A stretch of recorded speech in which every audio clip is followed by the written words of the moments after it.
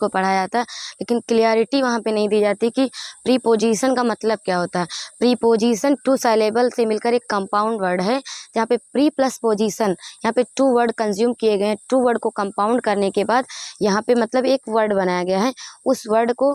Pre मतलब होता है लास्ट, मतलब जैसे ना कहते प्रीपेड होता है, तो प्री मतलब लास्ट, और पोजीशन मतलब होता है स्थिति, यानी कि किसी ऑब्जेक्ट की स्थिति शो करने वाले वर्ड्स को हम लोग प्रीपोजिशन बोलते हैं। जैसे like that I am in front you, तो इन फ्रंट वर्ड यहाँ पे मेरी पोजीशन शो कर रहा है कि मैं आपके सामने हूँ। नेक्स्ट वहीं पे ले लेते हैं, जैसे कि the cow is under the tree, the cow is under the tree, तो मतलब ये like that this is a tree, this is a tree and the cow is under the tree, तो मतलब किसी चीज़ की, किसी की छाया में, किसी के अराउंड, जब किसी के मतलब शेड में कोई चीज़ होती है तो वहाँ पे हम लोग बोलते हैं अंडर। नेक्स्ट वहीं पे बात कर लेते हैं, the bird is fly over the sky,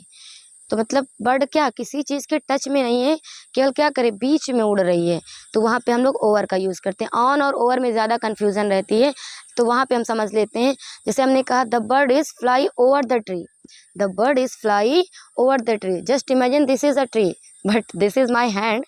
but only imagine it that this is a tree, तो this is a tree and the bird is fly over the tree, the bird is fly over the tree, तो इस tree के ऊपर ये fly तो करे but इससे touch नहीं है, और टच नहीं होती कोई चीज़ तो वहाँ पे हम लोग ओवर का यूज़ करते हैं, नॉट ऑन। हाँ, ऑन का यूज़ वहाँ पे करते हैं जैसे कोई चीज़ किसी चीज़ के टच में हो, उस पर मतलब स्ट्रेस वो बना रही हो, तो वहाँ पे हम लोग ऑन का यूज़ करते हैं। Like that my one hand is on the second hand, my first hand is on the second hand, तो यहाँ पे हम लोग ऑन का यूज़ कर सकते हैं। And the bird is, and next sentence देख लेते हैं, the bird is on the tree, the bird is on the tree, just imagine that this is a tree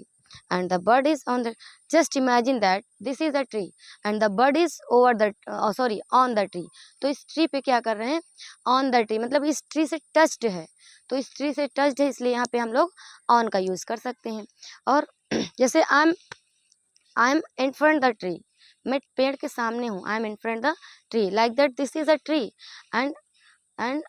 the tree is in front me, या I am in front the tree is behind me, the papaya tree is behind me, मतलब papaya का पेड़ क्या मेरे पीछे है, तो ऐसे बिहाइंड यहाँ पे क्या हो गया,